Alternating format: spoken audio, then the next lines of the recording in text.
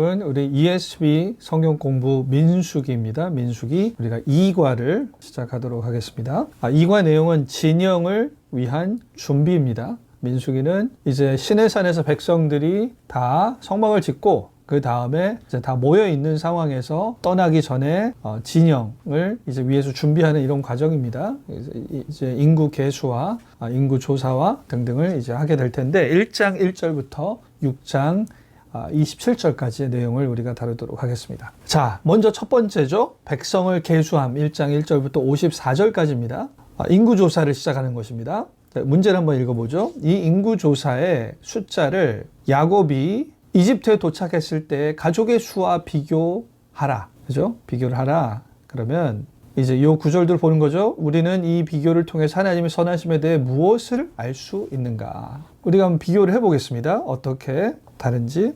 자, 일단 인구가 늘어나는 것은 기본적으로 그냥 자연스럽게 사람들이 살다 보면 자연스럽게 인구가 늘어나기도 하지만 특히 이스라엘의 경우는 하나님께서 구체적으로 약속을 해주셨습니다. 아브라함 언약 자체가 너와 네 자손을 너를 통해서 네 자손을 모래알같이 별과 같이 많게 하겠다. 그리고 땅을 주리라 라고 그렇게 말씀을 하셨죠. 그래서 창세기 12장, 15장, 17장에 약속하시고 이제 마지막 여기서 22장에도 이삭을 바친 이후죠. 약속을 하십니다. 내가 내게 큰 복을 주고 네 씨가 크게 번성하여 하늘의 별과 같고 바다의 모래와 같이 같게 하리니 네 씨가 내 대적의 성문을 차지하리라. 일단 기본적으로 아브라함 언약은 하나님께서 창조를 하신 다음에 아담과 아담 자손을 통해서 시작하신 그 프로젝트를 아브라함 자손을 통해서 이어가시겠다라고 하신 것이기 때문에 결국 하나님의 백성, 아브라함 자손을 하나님의 백성 삼으셔서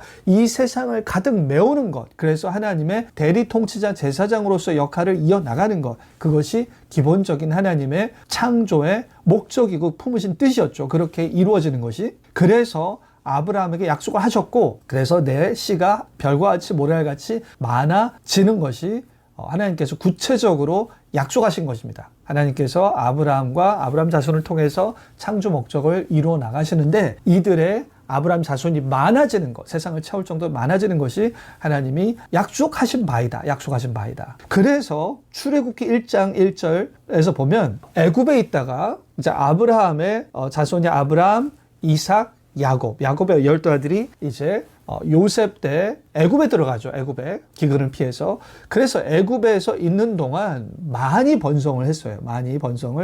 했는데 그 전에 일단 애굽에 들어갈 때, 그죠? 아브라함, 이삭, 야곱 다음에 야곱의 12아들 다음에 이 12아들들이 자식을 낳아서 이 대가족을 가지고 애굽에 들어갈 때 그때죠. 그때 어떤 상태였는가? 야곱과 함께 각각 가족을 데리고 애굽에 이뤘는데 여기서 보니까 루벤, 시몬, 레위, 유다, 이사갈, 스불론, 베냐민 쭉 이 자식들의 이름이 나오죠. 아들들의 총 모두 70입니다. 70. 자, 그렇게 해서 거기서 이제 요셉과 그의 모든 형제와 그 시대의 사람들은 다 죽었고 이스라엘 자손은 생육하고 불어나 번성하고 매우 강하여 온 땅에 가득하게 되었더라. 애굽에 있는 동안 이스라엘 자손이 생육하고 불어나서 번성하고 매우 강하게 되었다. 자, 인구가 늘어나는 것은 자연스럽지만 근데 이제 이 인구가 늘어난다라는 것은 일단 출산을 많이 해야 됩니다. 그리고 출산을 하는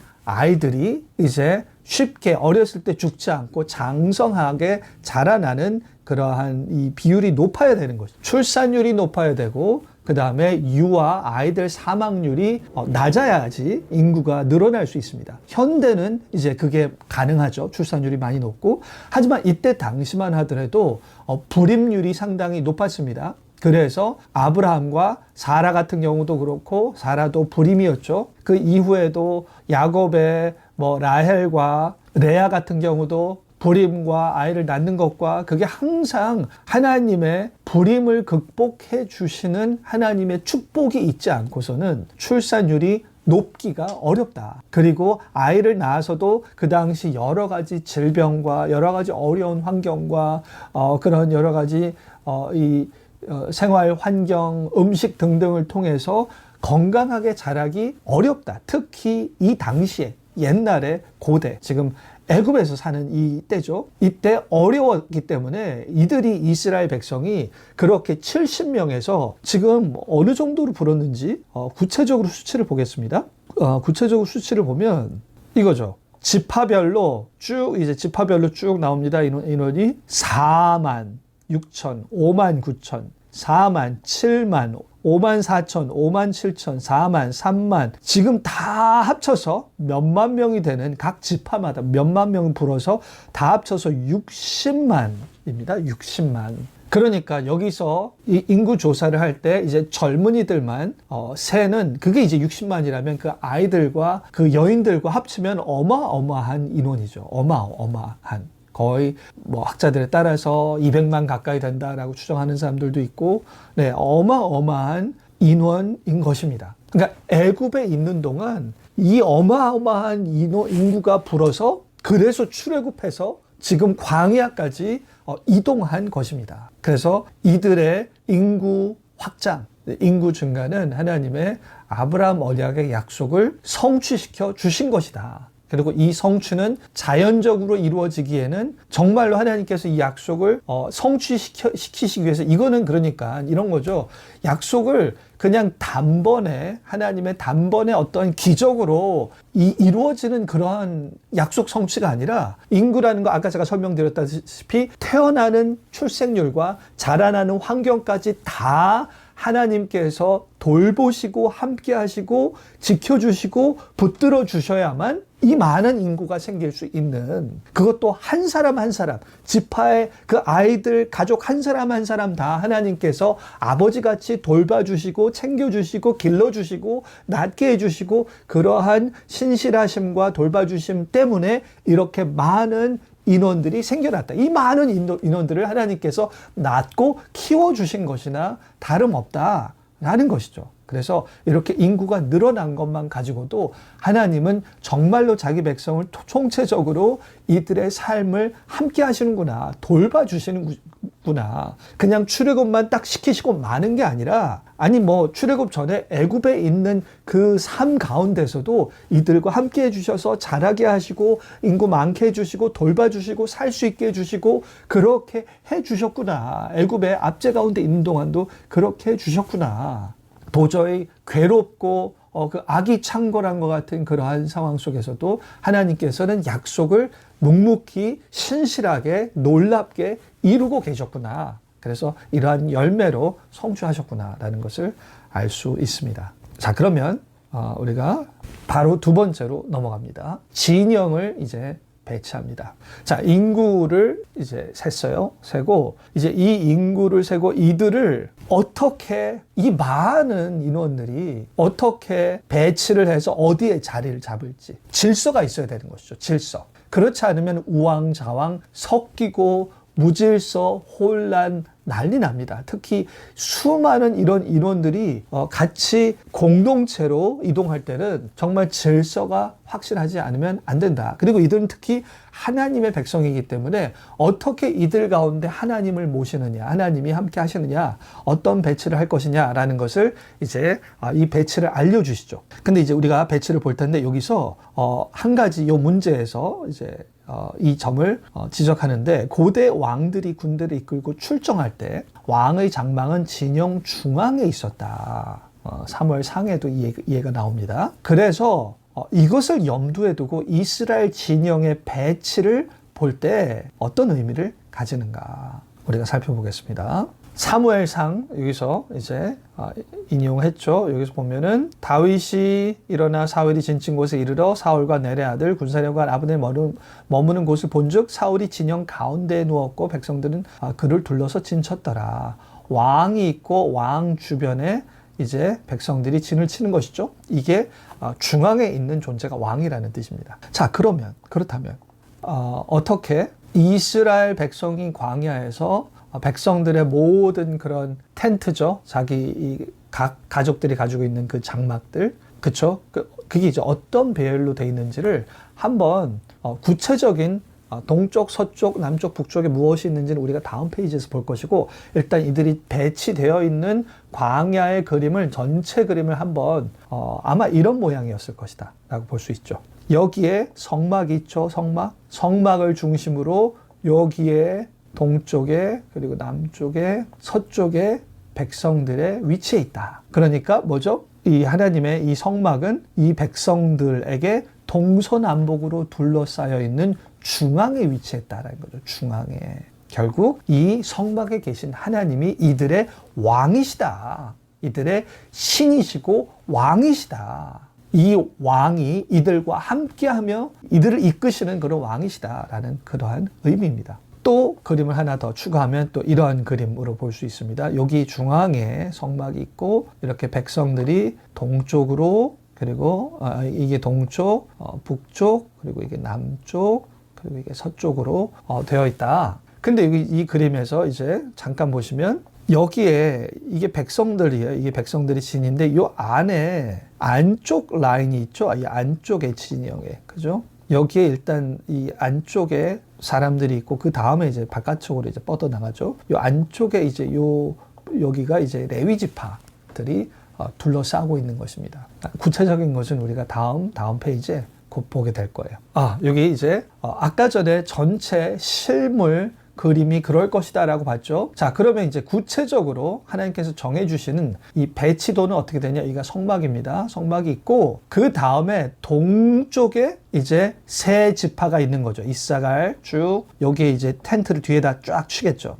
이제 이 중에서 요 동쪽에 있는 지파들 중에서 리드하는 대표 지파가 유다입니다. 그리고 남쪽에 쭉쭉쭉 이렇게 가죠. 여기서 대표 지파가 루벤이고 서쪽에 위치한 이 지파들 중에서 에브라임 지파가 대표고 그리고 북쪽에는 이 세 지파들 중에서 대표 지파가 단입니다. 단. 그리고 여기 이제 여기 레위 지파들이 여기 둘러싸고 있고 레위 지파는 다 이제 각 지파에 소속될 수 있도록 소속돼서 이제 그들을 섬길 수 있도록 돼 있는 것이죠. 그래서 레위 지파는 성막에 가장 1차적으로 둘러싸면서 이제 이들의 제사와 그런 걸 돕는 거죠. 레위 지파가.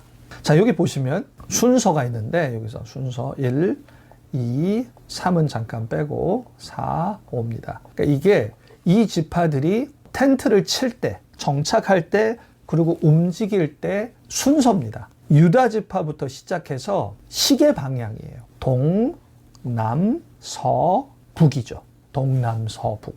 시계 방향으로 움직인다. 그래서 여기서 요 밑에도 요거 있죠. 요 경우가 이제 이동할 경우죠. 이동할 때 먼저 그죠? 여기 요 동, 남, 얘네 이 지파들, 그리고 서, 요 지파들, 그리고 북입니다. 요 세 지파들. 이 순서로 움직이고 정착할 때도 동, 남, 서, 북 이렇게 이제 정착을 하는 것이죠. 질서가 정해져 있는 것입니다. 질서가. 그리고 지금 여기서는 이제 동쪽 지파, 남쪽 지파 한 다음에 성막이 중간에 위치하는 것 같이 나오는데 이건 지금 되게 약식으로 얘기한 것이고 성막은 우리가 이제 곧 볼 것입니다. 성막은 해체가 돼서 레위 지파들이 날라서 세 부분으로 나누어서 이동을 합니다. 그래서 지금 요 성막 이 그림이 마치 지파들 가운데 성막 전체가 요 중간에 위치해서 가는 것과 같은 그림은 정확한 그림은 아닙니다. 그냥 이 그림은 지파들의 위치와 순서를 제가 설명드리려고 이렇게 가져온 그림이에요. 성막이 어떤 순서로 배치되는지는 우리가 다음 페이지에 그 다음 문제랑 연관해서 보도록 하겠습니다. 그래서 이러한 질서로 지파들이 배치가 돼 있다. 그 정도로 아시면 될 것 같습니다. 자, 그러면 이제 두 번째 문제입니다. 인구조사는 이스라엘의 장자 르우벤 지파에서 시작해서 족장들의 출생 순서로 진행되었다. 그렇죠. 장자니까 장자부터 해서 출생 순서로 인구 조사를 한 것입니다. 그러나 지파별의 진영 배치와 행군 순서는 아까 전에 말씀드린 것 같이 유다부터 시작하죠. 유다부터 해서 시계 방향으로 동남 서북 그렇게 간다고 그랬죠. 유다 지파가 약속의 땅의 여정을 이끄는 이유가 무엇일까? 그리고 특히 고대 지리학에선 해가 뜨는 동쪽이 최전선이다. 그러니까 유다 지파가 가장 최전선이라는 거죠. 실제로 행군할 때도 유다 지파가 먼저 가고 그 다음에 자리 잡을 때도 동쪽에 위치한다는 것 자체가 이 동쪽에 있는 지파가 최전선이다. 가장 먼저다. 가장 머리다. 라는 그러한 의미를 가지게 됩니다. 자, 그러면 이제 관련 우리가 구절들을 한번 보고 민수기는 아까 전에 얘기한 것 같이 여기서 르우벤부터 해서 계수를 시작해라. 르우벤. 인구조사는 태어난 장자 순서대로 한다. 그런데 이 진영의 위치와 행군은 민수기에 이렇게 나와 있죠. 동방에 해 돋는 쪽에 진7자는 그 진영별로 유다의 진영이라고 얘기하죠. 그죠? 유다가 먼저 나오는 것입니다. 이렇게. 그리고 유다가 이렇게 최전선에 서는 이유는 무엇이냐? 자, 여기서 창세기에 보면 유다 지파에 대한 축복이 나옵니다. 유다는 사자 새끼로다. 사자의 용맹함과 또 뭘 얘기하죠? 중요한 건 10절입니다. 규가 유다를 떠나지 아니하며 통치자의 지팡이가 그 발 사이에 떠나지 아니하리니 규가 통치자의 지팡이입니다. 그러니까 유다가 왕과 같은 역할을 하는 지파일 것이다. 왕이 유다 지파에서 나올 것이다. 그래서 모든 백성이 복종하게 될 것이다 라는 것. 그래서 왕을 낳을 유다 지파가 이제 가장 선봉장에서는 가장 우두머리에 마치 왕 되신 하나님의 바로 이어서 왕과 같은 역할을 하나님 아래에서 하는 그러한 역할로 선봉장과 우두머리로 이스라엘 백성을 진영을 배치할 때나 행군할 때나 그렇게 1차적 역할을 한다. 이제 이게 그래서 이제 예수님하고도 연결이 되는 것이죠. 예수님 요한계시록에서 이렇게 나오죠.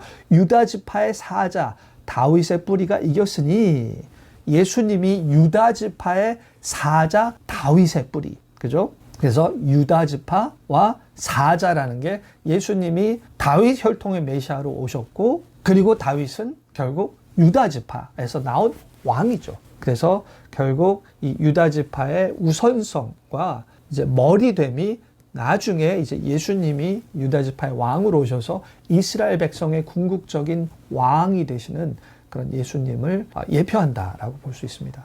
자, 그러면 이제 바로 이어서 백성들을 계수했습니다. 이제 레위 사람들을 계수합니다. 레위인을 계수합니다. 레위 지파는 2번 계수가 된다. 첫 번째 계수는 진영에서의 임무를 위해 태어난 지 한 달 이상이 지난 모든 레위인 남자의 숫자를 파악하는 거예요. 첫 번째 계수 3장에 합니다. 두 번째 계수는 행군 임무를 위해 30살 이상의 남자의 숫자를 파악합니다. 그죠? 진영에서의 임무는 행군 임무는 나르는 거잖아요. 나르는 거. 그러니까 어리고 충분히 튼튼한 잘 성장된 튼튼한 자들이 아니면 행군하고 나르고 할 수 없습니다. 성막을 나르거든요. 이제 레위 지파가 우리가 보겠지만 그래서 이 나르는 행군을 위한 임무는 30살 이상의 남자 숫자로 하고 그 다음에 진영에서 레위 관리하고 그죠. 기본적으로 관리하는 임무를 역할을 하는 것은 이제 많은 그런 이 물리적인 힘이 필요로 하지 않기 때문에 한 달 이상 지난 모든 레위인은 다 이 사역을 할 수 있고 그리고 준비 가능한 이 레위인 전체 토탈의 이제 인원을 파악하는 거죠. 첫 번째는. 왜냐하면 모든 레위인이 진영의 임무는 할 수 있으니까. 물론 훈련이 필요하고 나이가 좀 들어야 되겠지만 어쨌든 행군 임무는 30살 이상으로 명확하게 규정이 된 것이다. 자, 그러면 여기서 진영과 행군에서 레위 지파의 각각 임무가 무엇인가? 레위 지파는 이렇게 게르손, 고핫, 무라리로 이렇게 세 가족으로, 세 가문으로 나눠집니다. 보겠습니다. 자, 여기서 게르손이에요. 먼저 보겠습니다. 게르손. 여기서 보면 진영 아닙니다. 게르손 자손이 회막에서 맡은 일은 성막과 장막과 그 덮개와 회막 휘장문과 뜰의 휘장과 및 성막 제단 사방에 있는 뜰의 휘장문과 그 모든 것에 쓰이는 것들이라. 이것들을 관리하는 거예요. 그리고 행군할 때도 결국 같은 품목입니다. 성막의 휘장들과 회막과 덮개와 그 위에 해달의 가죽 덮개와 회장문을 매며 뜰의 회장과 성막 제단 사방에 있는 뜰의 휘장문과 줄줄이 그 줄들과 그것을 사용하는 모든 기구를 매며. 자, 이거 너무 복잡하죠. 이 디테일로. 이거 그냥 쉽게 설명하면 뭐냐 하면 이것은 성막에서 성막을 덮는 그런 덮개류입니다. 성막을 덮는 천과 이거를 조이는 줄 같은 거죠. 그러니까 성막 중에서 덮개류에 해당하는 것을 게르손 자손들이, 레위 지파 중에서 게르손 자손들이 책임을 진다라는 것입니다. 그리고 고핫 자손들을 보겠습니다. 고핫 자손들은 증거궤와 상과 등잔대와 제단들과 성소에서 봉사하는 데 쓰는 기구와 휘장과 그것에 쓰는 모든 것, 이것은 뭐 행군할 때도 마찬가지죠. 성소와 성소의 모든 기구. 그러니까 이들은 성막의 덮개가 아니라 성막에서 성소에 있는, 성소 안에 있는 그 기구들을 관리하고 그 다음에 나르는 것입니다. 성소와 지성소와 언약궤가 있고, 성소 안에는 분향단도 있고, 진설병을 담는 그런 이 테이블도 있고, 이제 7 촛대도 있고, 네, 그 성소 안에 있는 그 모든 것들, 그러니까 그 성소 안에 있는 그 알맹이 내용물들을 관리하고 또 옮기는 역할을 하는 게 고핫 자손이다. 게르손 자손은 덮개류, 덮는 거류, 그리고 고핫 자손은 성소 안에 있는 물품들, 핵심적인 그러한 기구들, 성막 기구들.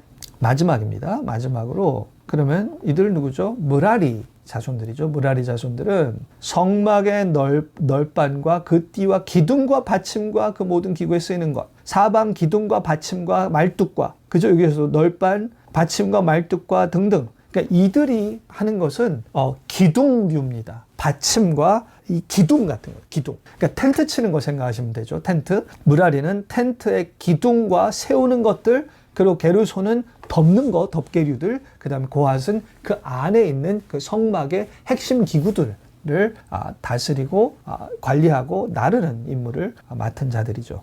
그림으로 보면 이렇게 될 것 같아요. 일단 여기서 인원입니다. 고핫과 게르손과 므라리 자손들이 보면은 1개월 이상 된 자는 되게 많아요. 8,600, 7,500, 6,200, 그 중에 회막, 봉사자, 그리고 30세 이사 이 나를 수 있는 실제로 나를 수 있는 자들은 2,700, 2,600 정도죠. 임무입니다. 임무는 여기서 아까 게르손 자손들은 여기 나온 것 같이 게르손이 있죠. 덮개류죠. 덮개류. 성막을 이렇게 덮는 이런 덮개. 고핫 자손은 그 안에 있는 언약궤죠. 분향단, 그리고 이게 언약궤죠. 언약궤.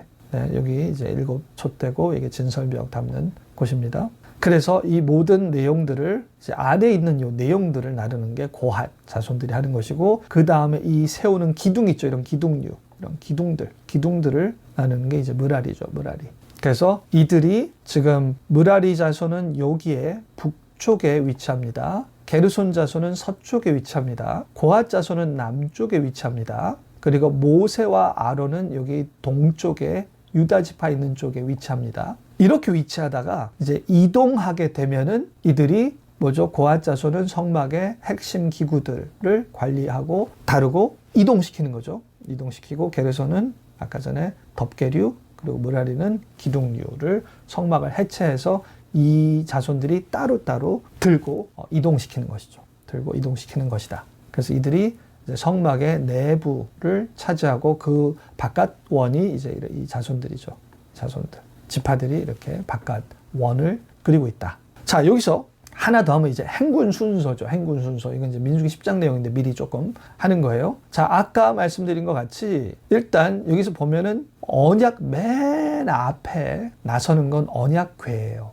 언약궤가 먼저 나가고 그 다음에 이 동쪽 지파 있죠. 여기 유다부터 해서 동쪽 지파가 먼저 가죠. 그 다음에 이제 성막의 덮개류와 기둥류입니다. 내용물 말고 덮개류와 기둥류, 게르손과 므라리가 덮개류와 기둥류가 이동하고, 그 다음에 남쪽 지파, 르우벤 지파, 여기 남쪽 지파가 이동하고, 그 다음에 이제 고핫 지파의 이 성막의 내용물들이 있는 게 이렇게 세 번째 이렇게 가는 거죠. 그 다음에 이제 서쪽의 지파들, 이들이 가고, 마지막으로 북쪽의 지파들이 이렇게 간다. 이러한 순서로 이동한다. 구름 기둥이 먼저 이동하면 그것에 따라서 이렇게 이 전체 진영들이 따라서 나서는 것이죠. 행군 순서가 이렇게 된다. 보시면 될 것 같습니다.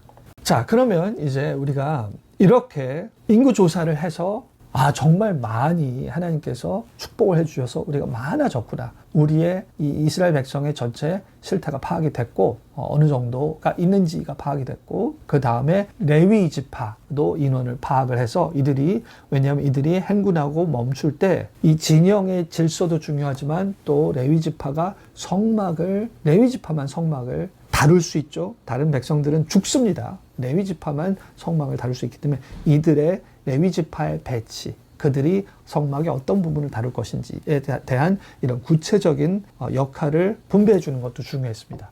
자, 그러면 이제 어느 정도 질서가 잡히고 채비가 됐죠. 그러면 이렇게 이제 하나님께서 함께 하시고 이렇게 그러니까 하나님 성막을 통해서 함께 하시는 하나님과 함께 지낼 수 있는 채비가 된 거예요. 마치 결혼으로 따지면 결혼해서 신혼집을 다 구하고 그 다음에 모든 게 살림살이도 다 들어와서 이제 살기만 하면 되는 거죠. 살기만 하면 되는 거. 근데 사는 데 있어서 중요한 게 뭐냐? 정결해야 된다. 진영을 정결하게 할 것이다. 여기서 보면 제사장들과 레위인의 장막은 성막 주위의 가장 안쪽 원을 이룬다. 아까 제가 살짝 그렸습니다. 그 외의 백성 제사장과 레위인의 장막 주변에 장막을 친다. 주변. 성막이 있으면 여기 레위인들이 둘러싸이고 그 다음에 백성도 둘러싸이죠. 그 다음에 세 번째 구역은 이 바깥이에요. 바깥.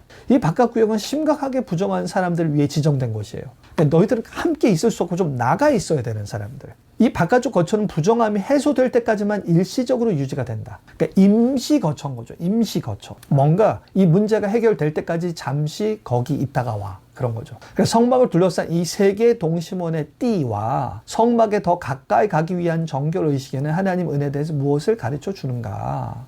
자, 이것은 우리가 본문을 보면서 여기서 아까 말씀드린 것 같이 이게 첫 번째죠.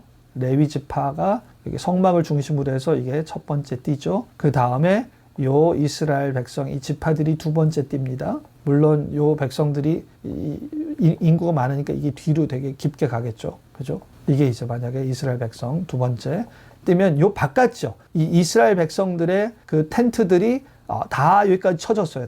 여기까지가 이스라엘 백성 텐트가 쳐지고 요 바깥 지역이 있는 거예요. 이 바깥 지역에. 이 바깥 지역은 어떤 용도로 쓰이냐면 여기 민수기 5장 2절 같이 봅시다. 너희들이 이스라엘 자손을 명령할 모든 나병 환자와 유출증이 있는 자와 주검으로 부정하게 된 자를 주검으로 시체와 나병 환자, 유출증 있는 자는 다 진영 밖으로 내보내되, 진영 바깥이에요, 여기가. 진영 바깥에.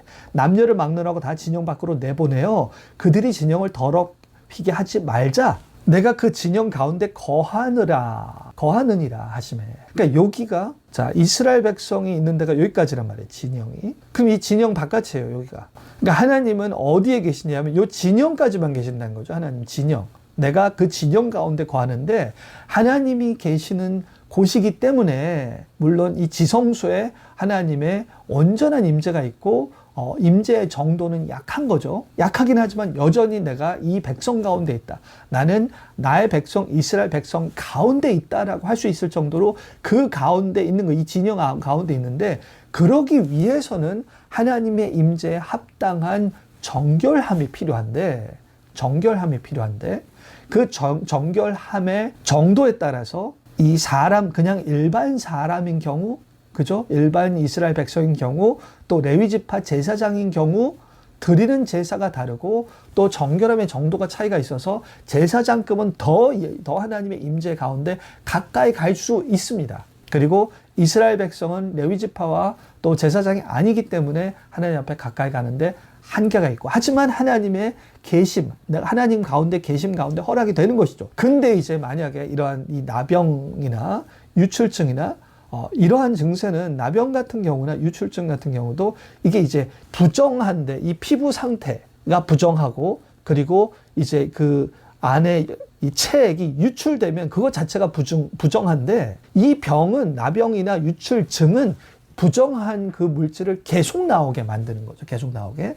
그러니까 이 경우는 한 번 그냥 나오고 말면은 이것이 이제 제사를 드려서 깨끗하게 제사를 드려서 그 다음에 다시 복귀 금방 원래대로 회복이 되는데 계속 나온단 말이죠. 그런 경우는 진영에서 바깥에 있어야 돼요. 바깥에. 왜냐하면 이들이 계속 있음으로 해서 다른 이들을 불결하게 만들기 때문에. 그래서 하나님 백성이 되지 못하게 방해하기 때문에, 하나님의 임재가 되기에 합당하지 못하기 때문에 그렇습니다. 그래서 이 바깥 지역에 놓게 하는 거죠.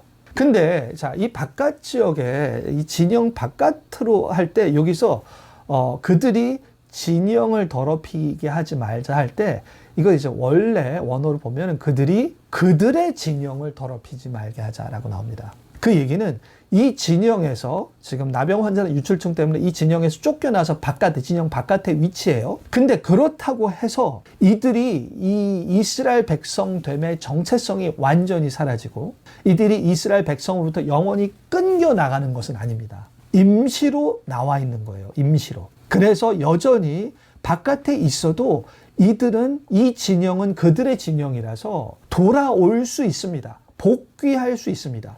이들이 가지고 있는 이 문제가 해결되면 다시 복귀될 수 있다. 그런 면에서 이스라엘 백성에게 이 법이 알려주는 것은 불결함이 있어도, 그리고 불결함이 꽤 심해서 하나님 백성과 함께 있지 못하는 정도가 돼도 그들이 끊겨지지 않고, 하지만 하나님 백성의 하나님의 임재를 보호하기 위해서 바깥에 나와 있어야 되기는 하되 그들이 완전히 정체성을 잃어버리는 것은 아니다라는 점을 우리가 알 수 있습니다. 지금 이제 이러한 부분과 연결이 되는 게 이제 고린도 전서 6장에서 이제 바울이 너희들이 이제 근친상간한, 이제 성적으로 타락한 신자에 대해서 쫓아내라 라고 얘기합니다. 쫓아내라. 지금 여기서 마치 불결함의 근원이 되는 그 자를 진영 바깥으로 내라고 하는 것 같이 얘기하는 거죠. 그래서 그를 쫓아내라. 왜냐하면 그가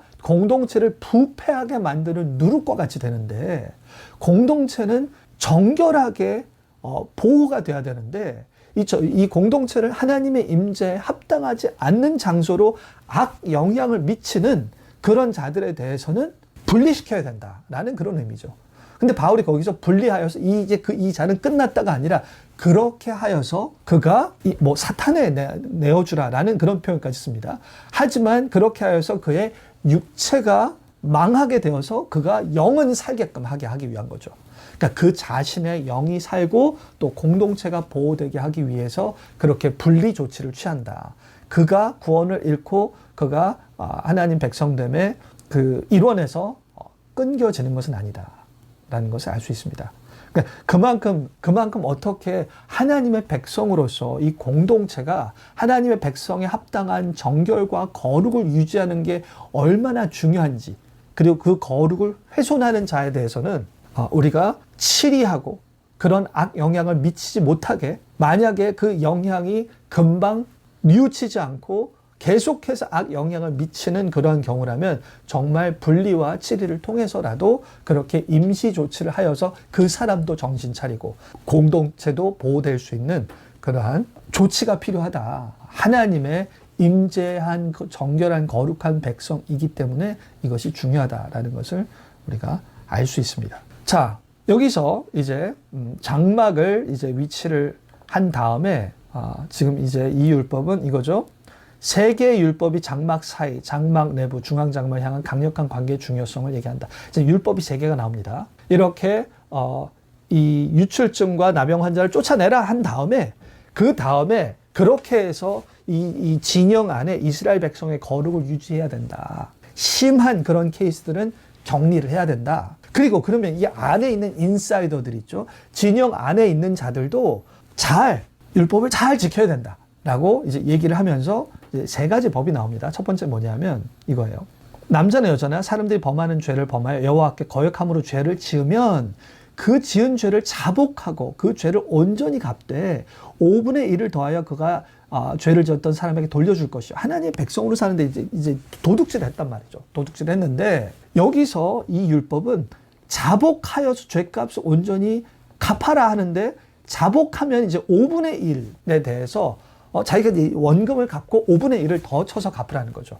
근데 이것은 너희들 죄 지으면 조용히 들키지 않으려고 노력하지 말고 죄 지을 수 있다. 지을 수 있어. 훔칠 수도 있어. 하지만 중요한 건 빨리 자복하는 게 중요해. 그리고 자복하는 경우는 갚아야 되는 게 이 죄를 깨끗하게 하는 데 있어서 갚아야 되는 게 훨씬 더 적다. 자백이 없는 경우는 출애굽에서 4배를 갚는 거예요. 자백 없다가 들켜서 잡히면 4배를 갚아야 돼요. 그러니까 여기서는 자복하면 5분의 1, 20%만 갚을 수 있어. 이렇게 조금 더 자백하는 경우에 이 처벌을 완화해 줌으로 해서 죄를 진 경우 숨기지 않고 자백하는 것을 더 격려하는 법입니다. 그래서 왜냐하면 자백하지 않고 숨기고 있으면 계속 죄를 진 사람이 하나님은 아시죠. 이 사람이 죄가 있는데 그냥 사람들한테 들키지 않기 때문에 그 죄가 깨끗하게 되지 않고 계속 이 더러운 것이 이 공동체 안에 남아있게 되는 것이죠. 그래서 하나님은 공동체를 거룩하게 정결하게 유지하는 데 있어서는 죄를 져도 빨리 자백해서 그만큼 명확하게 하는 것이 중요하다라는 것을 강조하는 것입니다. 오늘날도 마찬가지죠. 항상 숨기고 장기적으로 오래 짓는 죄는 공동체를 곪게 하고 그리고 그 사람이 결국 간접적으로 악 영향을 미치고 하나님께서 보시기에 정결한 공동체가 될 수 없는 것이죠. 그러니까 우리도 정말로 우리가 죄를 몰라서 그런 경우가 아니라면 자기가 죄를 진 경우 자백하여서 최대한 하나님께, 그러니까 이게 자백 안 하면 나중에 그냥 우리가 일반적으로도 그래요. 빨리 자백하고 용서받고 그 문제를 해결하는 것과 그렇지 않으면은 점점 치러야 할 대가가 커집니다. 일반적으로도 그렇잖아요. 뭔가 숨겼을 때 일이 더 불어나고 커지고 나중에 치러야 하는 대가가 아주 큰 것이죠. 하나님께서는 용서해 줄 테니 죄가 깨끗해질 수 있는 방법을 내가 알려주니 그 방법을 활용해서 자백해라. 숨기지 마라. 그렇게 말씀하시는 것입니다. 두 번째 법입니다. 두 번째 법은 이거죠. 두 번째 법은 결혼관계의 신뢰성입니다. 이 결혼관계에 대해서 나와요. 율법은 남편의 증거 없이 아내의 부정을 의심할 때 아내를 보호하기 위한 것이다. 지금 근거 없는 질투를 해소하고 결혼 생활에 대한 신뢰를 회복할 수 있는 방법을 제시한다. 이 의식이 무엇을 상징하는지 보자. 자, 이거는 이제 구체적으로 봐야 합니다. 뭐냐면 구체적으로 어떤 내용이냐면 이거죠. 이 율법에 해당하는 상황이 이거예요. 만약에 어떤 사람이 아내가 탈선하여 남편에게 신의를 저버렸어요. 그러니까 불륜을 저지른 경우예요. 한 남자 그 여자와 동침하였으나 남편의 눈에 숨겨 드러나지 아니하였고 여자의 더러워진 일에 증인도 없고 그가 잡히지도 아니하였어도 그 남편이 의심이 생겨 그 아내를 의심하였는데 그의 아내가 더럽혀졌거나 또는 그 남편의 의심이 생겨 그 아내를 의심하였으나 그 아내가 더럽혀지지 아니하였든지 지금 이 상황이 뭐냐면 불륜이 실제로 발생했지만 안 들킨 경우예요. 근데 그 남편이 의심하는 경우입니다. 그리고 또 다른 한편은 불륜이 발생 안 했어요. 안 했는데 남편이 의심하는 경우예요. 그러니까 더 쉽게 얘기하면 남편이 아내의 불륜을 의심하는데 실제로는 불륜을 안 저지른 경우일 수도 있고 아니면은 불륜을 저질렀는데 숨겨서 아직 증인이 없어서 남편이 의심하는 경우 있고 그러니까 남편의 불륜에 대한 의심이 진짜 올바른 의심일 수 있고 아니면 근거 없는 의심일 수도 있습니다. 이런 경우인 거예요. 이런 경우도 지금 여기서 이제 나오는 이 제사의 내용이 이제 뭐냐면 결국은 결백을 증명하게 하는 거예요. 뭐냐면 이게 지금 이 내용이 되게 길어서 제가 짧게 방법이 이겁니다. 그렇게 의심을 받는 경우가 있으면 여인이 보리가루 10분의 1 에바를 가지고 오고 그 다음에 거룩한 물과 성막 있죠. 성막 바닥에 티끌을 모아서 거기다 물을 타요. 그리고 이제 보리가루 가져와요. 그 다음에 저주의 맹세를 하게 합니다. 네가 정말로 여인에게 너 정말로 불륜을 저질렀느냐. 만약에 불륜을 저질렀으면 고백해라. 그렇지 않으면 네가 이 물을 마시게 할 것인데 이 물을 마시게 지금 거룩한 성막과 거룩한 물과 성막 바닥에 티끌을 담은 걸 이 물을 먹을 텐데 네가 불륜을 저지르지 않았으면 아무 일도 없을 거야. 근데 만약에 불륜을 저질렀어. 그러면은 너는 그 물이 들어가서 창자에 들어가서 네 배가 부풀고 네 넓적다리가 마르게 될 것이다. 그래서 불륜으로 저주받은 자라고 사람들한테 조롱거리가 되는 거죠. 자, 이제 그거예요. 그러니까 이 법 자체가, 이러한 규정 자체가 해소하고자 하는 건 뭐냐면, 1차적으로 불륜은, 이게 되게 무서운 법이잖아요. 무서운 법. 불륜을 저질렀는데 모르게 넘어가고, 모르게 그냥 들키지 않았다는 이유로, 그냥 목격자가 없다는 이유로 그 죄가 덮어서 넘어가지 않게 그 죄를 드러내주는 역할을 하는 것입니다. 그래서 숨겨진 채로 죄가 지속되지 않게. 그래서 만약에 불륜을 겪은 경우가 있으면 여기서 딱 걸리는 거죠. 그래서 그 벌에, 불륜에 해당하는 이 처벌을 받게 되고, 그거 사람들한테 알려져서, 아, 그렇구나, 이 죄를 지면 처벌받는구나 라는 것을 각인시키는 거. 그래서 숨겨진 죄가 없게끔 만드는 거. 몰래 본 사람 없다고 드러나지 않게, 발각되지 않게 그냥 죄가 묻혀서 되지 않게끔 하는 거. 그리고 두 번째는, 아니, 안 저질렀는데, 죄를 안 저질렀는데 그렇게 의심을 사면은 또 이 남편이 이 부인을 미워할 거 아니에요. 미워하고 또 그에 상응한 여러 가지 또 이혼으로 나는 믿을 수 없다라는 식으로 쉽게 이혼으로 가게 만들 수도 있고 등등, 그러한 부작용, 억울한 경우에 생기는 부작용을 막기 위해서인 것입니다. 그러니까 이게 결국은 여인을 보호해주는 역할도 하는 거죠. 왜냐하면 불륜을 저지른 경우는 당연히 처벌받는 것이지만, 그렇지 않은데 남편의 의심을 사는 경우는 이렇게 해서 자신의 결백을 하나님이 정해주신 방법으로 하나님이 결백을 입증해 주시는 그러한 방법. 그래서 숨겨진 죄가 드러나게 하고 의심되는 죄를 결백을 증명하게 하는 것. 그렇게 하여서 이 공동체 안에 죄에 대해서 숨겨진 거나 근거 없는 의심을 사는 그러한 일이 없게끔 만드는 그러한 일인 것이죠. 그리고 이제 네 번째 문제는 나실인 서원에 관한 것입니다. 여기서 나실인 서원을 통해서 누구든지 구별된 제사장의 상태와 유사한 상태를 일시적으로 누릴 수 있었다.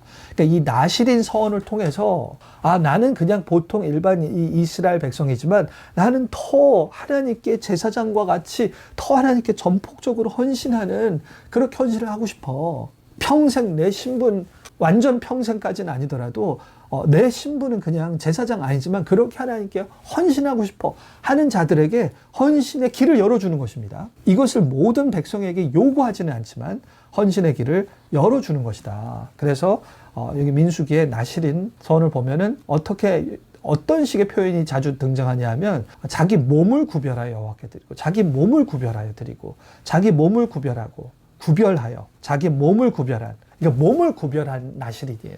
지금 이게 몸을 구별해서 드린 이 나실인의 서원이 사실 우리가 오늘날의 신자들, 이 예수님께 속한 신자들이 어떻게 살아야 하느냐를 나타낼 때, 너희 몸을 산 제사로 드리라.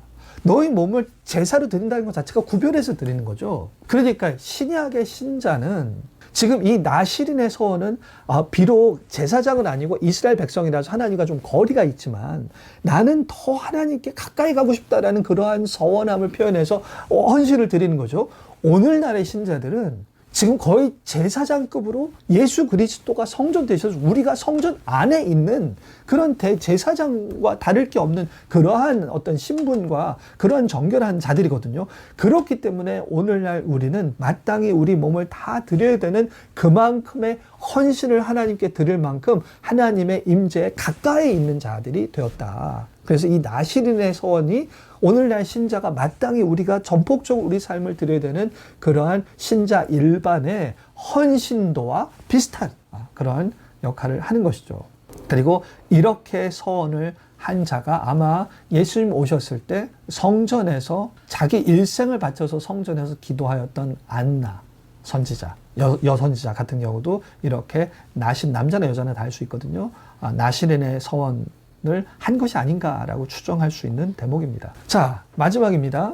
이렇게 다 이 법까지 하여서 이제 갖춰졌어요. 다 하나님의 임재가 다 이제 갖춰지고 계수도 끝났고 이제 이동할 수 있는 준비가 됐습니다. 여기서 이제 축복을 합니다. 민수기에서 세 가지 축복을 이제 제사장이 축복을 하죠. 여호와는 내게 복을 주시고 너희를 지키기를 원하며 그의 얼굴을 내게 비추사 은혜 베푸시길 원하며 그 얼굴이 내게로 향하여 평강 주시길 원하노라. 그의 얼굴을 비추어서 은혜 주시고 얼굴로 비추어서 평강을 주시기 원하노라. 하나님의 얼굴을 구하는 것입니다. 하나님의 인격적인 하나님의 임재, 우리의 아버지 되시고 이스라엘 백성의 아버지 되시고 왕 되신 그 하나님의 얼굴빛이라는 것은 친밀한 용어인 거죠. 그냥 나를 따르라 라는 그냥 하나님이 앞장서고 이 백성이 뒤따라가는 게 아니라 하나님이 이 백성들을 바라보시는 얼굴빛입니다. 얼굴빛을 비춰주실 때 하나님이 이 백성을 사랑하는, 그러니까 이 백성을 향하는 얼굴빛을 본다는 게 그 사람을 바라보는 거잖아요. 이 관계가 깨지면 돌아보지 않죠. 돌아보지 않습니다. 바라보는 것입니다. 바라보는데 그것이 영광의 빛인 거죠. 얼굴빛이. 이것은 오늘날 우리가 이미 신자로서 누리는 축복과 완전 일맥상통합니다. 왜냐하면 고린도 후서하고 골로새서를 보세요. 여기서 뭐라고 하냐면 지금 예수 그리스도의 얼굴에 있는 하나님의 영광을 아는 빛이 우리에게 비춰진 것입니다. 그러니까 이 레위기 여기서 이 제사장이 이스라엘 백성을 축복한 하나님의 얼굴빛이 지금 우리에게는 예수 그리스도의 얼굴에 하나님의 얼굴빛이 우리한테 비춰주는 거예요. 근데 그 얼굴빛은 우리가 불신자였는데 우리를 신자로 만들어서 눈을 뜨게 해주는 우리 마음에 비추는 그런 얼굴빛이었죠. 그냥 하나님의 외적인 영광이 아니라 우리의 영혼 깊숙이 우리 영혼을 바꿀 수 있는 그런 얼굴빛이고, 그리고 그 얼굴빛은 하나님의 예수 그리스도를 통해서 드러난 하나님의 긍휼 되신 하나님, 죽기까지 우리를 사랑하셔서 자기 백성으로 만드시고 끝까지 책임지시는 그런 하나님의 긍휼과 은혜와 사랑의 얼굴빛이고, 그렇기 때문에 이 예수님의 얼굴을 본다는 것은 우리가 그분과 화해되어서 이제 우리는 나중에 쫓겨나서 구원을 잃어버리고 그런 걱정 없이 평강 가운데 거할 수 있는 얼굴빛입니다. 그래서 골로새서 이렇게 얘기하죠. 그리스도의 평강이 너희 마음을 주장하게 하라. 너희는 평강을 위하여 한 몸으로 부르심을 받았나니. 평강의 그리스도. 우리가 신자됨은 하나님의 자녀가 된 것인데, 이것이 하나님과 자녀 관계가 이제 훼손될 수 없는 그런 아버지. 하나님이 이제 우리 아버지인데 우리가 잘못 살면 그 아버지가 떠나고 우리를 처벌하시는 그러한 대적이 되는 것이 아니라 우리의 아버지와 아들 관계의 평강이 유지가 된다.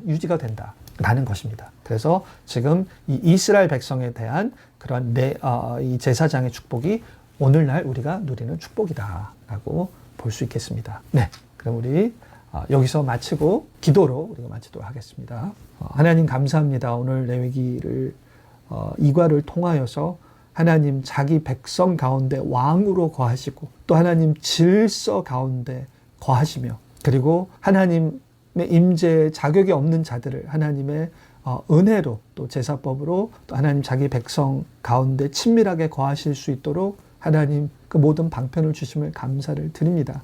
하나님 이제 예수 그리스도를 통해서 이제 우리 백성이 과거 성막 임재 하나님과는 다르게 온전히 우리 안에 내주하시는 지성소와 같은 하나님 임재 가운데 들어가는 그런 백성으로 우리를 삼아 주셨사오니 우리가 하나님의 얼굴빛을 누리는 예수 그리스도를 통하여 하나님의 평강의 얼굴빛을 누리고 하나님의 영광 가운데 평온하게 세상의 두려움과 불안 가운데 떨지 않고 하나님의 품 안에서 하나님의 얼굴빛을 보며 우리의 인생을 하나님 구별된 자로 우리의 몸을 산제사로 드리는 그런 백성을 살 수 있도록 주님 붙들어 주시옵소서. 주께 온전히 의지하고 감사드리며 모든 말씀 예수 그리스도 이름으로 기도드리옵나이다. 아멘.